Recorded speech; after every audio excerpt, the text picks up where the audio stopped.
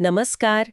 आज हम एक बहुत ही दिलचस्प चीज समझने वाले हैं कि मशीनें हमारे आसपास की दुनिया को देखती कैसे हैं। हमारे पास रॉयल रिसर्च का एक लेख है जो कन्वोल्यूशनल न्यूरल नेटवर्क्स मतलब CNNs पर है। और हम देखेंगे कि ये नेटवर्क तस्वीरों से जानकारी कैसे निकालते हैं। तो सबसे बड़ा सवाल शायद यही है कि कोई कंप्यूटर किसी फोटो या वीडियो को सिर्फ पिक्सल के झुंड की तरह नहीं बल्कि ठीक से समझता कैसे है। मतलब उसमें क्या है, कौन सी चीजें हैं, ये पैटर्न वगैरह पहचानता कैसे है। हाँ, ये बहुत ही सही सवाल है और इसका सीधा सा जवाब है CNNs। ये एक खास किस्म के आर्टिफिशियल न्यूरल नेटवर्क हैं। इनकी प्रेरणा आप कह सकते हैं हमारे दिमाग के विजुअल कॉर्टेक्स से ली गई है, जो हिस्सा देखने समझने का काम करता है। अच्छा। हाँ, और ये खास तौर पर इमेज जैसे डेटा जो ग्रिड में होता है उसे प्रोसेस करने के लिए बने हैं। और इनकी सबसे खास बात यह है कि ये पारंपरिक तरीकों से अलग हैं। ये खुद ही सीखते हैं कि डेटा में कौन से पैटर्न या फीचर्स जरूरी हैं। दिलचस्प। तो चलिए इसे थोड़ा और खोलते हैं। ये CNNs, इनके अंदर मुख्य हिस्से क्या होते हैं, मतलब कैसे बना होता है ये। हाँ, बिल्कुल। तो मोटे तौर पर देखें कि तो इसमें 3 मुख्य तरह की परतें होती हैं। पहली है कन्वोल्यूशनल परतें। कन्वोल्यूशनल परतें। हाँ, ये समझिए नेटवर्क की आंखें हैं। ये क्या करती हैं, छोटे छोटे फिल्टर या कर्नल इस्तेमाल करती हैं और इमेज के छोटे छोटे हिस्सों में पैटर्न ढूंढती हैं, जैसे कोई किनारा हो गया, कोई कोना या रंग का बदलाव। ये कुछ ऐसा है जैसे आप एक मैग्नीफाइंग ग्लास लेकर पूरी इमेज को बारीकी से देख रहे हो। फिर आती हैं पूलिंग परतें। पूलिंग परतें। अच्छा जी। इनका काम है पिछली परत से जो जानकारी मिली है उसको थोड़ा छोटा करना, संभालना आसान बनाना। ये एक तरह से गैर जरूरी डिटेल्स कम कर देती हैं पर अहम जानकारी रखती हैं। इससे नेटवर्क तेज चलता है और इमेज में छोटे मोटे बदलाव से ज्यादा फर्क नहीं पड़ता। ओके, मतलब एफिशिएंसी बढ़ जाती है। बिल्कुल। और आखिर में होती हैं फुली कनेक्टेड परतें।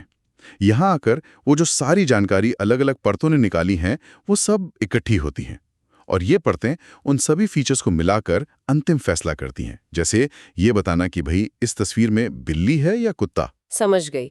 तो ये जो पहली परत थी, कॉन्वोल्यूशनल परतें, जो आपने कहा नेटवर्क की आंखें हैं, ये असल में वो पैटर्न ढूंढती कैसे हैं? क्या क्या प्रक्रिया है इसकी? हाँ, तो इसकी प्रक्रिया में कुछ अहम स्टेप्स हैं। पहला तो है कन्वोल्यूशन ऑपरेशन। इसमें वो फिल्टर इमेज पर घूमता है और जहां भी उसे अपने जैसा पैटर्न मिलता है वहां एक एक्टिवेशन या संकेत देता है। इससे एक फीचर मैप बनता है, मतलब एक नक्शा कि कहां कहां वो पैटर्न मिला है। अच्छा। इसके बाद आता है एक्टिवेशन फंक्शन, जैसे कि रीलू। ये बहुत जरूरी है क्योंकि असली दुनिया सीधी सरल नहीं होती, उसमें कॉम्प्लेक्सिटी होती है। तो ये फंक्शन नेटवर्क को नॉन लीनियरिटी देता है, मतलब टेढ़े मेढ़े जटिल पैटर्न सीखने की ताकत। रीलू जैसे फंक्शन नेगेटिव वैल्यूज को 0 कर देते हैं। ओके। इसके अलावा पैडिंग और स्ट्राइड जैसी टेक्निक्स भी हैं। ये आउटपुट के साइज को कंट्रोल करने में और इमेज के किनारों की जानकारी को बचाने में मदद करती हैं। और सबसे दिलचस्प बात है फीचर हायरार्की का बनना। Feature hierarchy. हाँ, जैसे जैसे डेटा एक परत से दूसरी परत में जाता है, नेटवर्क पहले बहुत सिंपल चीजें सीखता है, लाइनें, किनारे, रंग। फिर अगली परतें इन सिंपल चीजों को जोड़कर थोड़ी कॉम्प्लेक्स चीजें पहचानती हैं, जैसे आंख, नाक, कान, और फिर अंत में इन सबको मिलाकर पूरा चेहरा या कोई ऑब्जेक्ट पहचान लेती हैं। एक तरह से अक्षर से शब्द, शब्द से वाक्य बनने जैसा। वाह, ये तो वाकई कमाल का तरीका है। मतलब परत दर परत सिंपल से कॉम्प्लेक्स की तरफ बढ़ना। अच्छा, तो ये तकनीक असल जिंदगी में कहाँ-कहाँ इस्तेमाल हो रही है आजकल? अरे, इसके इस्तेमाल तो अब हर जगह है। इमेज क्लासिफिकेशन सबसे आम है। तस्वीरों को अलग अलग कैटेगरी में बांटना, जैसे आपकी फोन गैलरी खुद ही लोगों या जगहों के हिसाब से फोटो अलग कर देती हैं। हाँ हाँ, बिल्कुल। फिर ऑब्जेक्ट डिटेक्शन है। ये सेल्फ ड्राइविंग कारों के लिए बहुत जरूरी है। सड़क पर इंसान, गाड़ी, सिग्नल सबको पहचानना। सही। चेहरे की पहचान, फेशियल रिकग्निशन, फोन अनलॉक करने से लेकर एयरपोर्ट पर सुरक्षा जांच तक। मेडिकल फील्ड में तो ये क्रांति ला रहा है। मेडिकल इमेज एनालिसिस में MRI या एक्सरे देखकर ट्यूमर या दूसरी बीमारियों का पता लगाना, कई बार तो डॉक्टर से भी पहले। ओह, ये तो अविश्वसनीय है। जी। और वीडियो एनालिसिस में भी वीडियो में क्या एक्शन हो रहा है उसे समझना, उसकी समरी बनाना। ये क्षमताएं तो जबरदस्त हैं। ऐसा लगता है जैसे मशीनें सच में देखना सीख रही हैं। पर क्या ये सब इतना आसान है? मतलब कोई चुनौतियां भी हैं इसमें? हाँ, बिल्कुल है। मुश्किलें तो हैं ही, सबसे बड़ी चुनौती है डेटा की जरूरत। इन नेटवर्क्स को सिखाने के लिए लाखों करोड़ों लेबल लगी हुई तस्वीरों का बहुत बड़ा डेटा सेट चाहिए होता है। डेटा तो चाहिए ही होगा। और दूसरा, इन्हें ट्रेन करने और चलाने के लिए जबरदस्त कंप्यूटिंग पावर लगती है, महंगे जीपीयूज वगैरह। यह आसान नहीं है सबके लिए। सही कहा। लेकिन अच्छी बात यह है कि इन चुनौतियों से निपटने पर भी काम चल रहा है।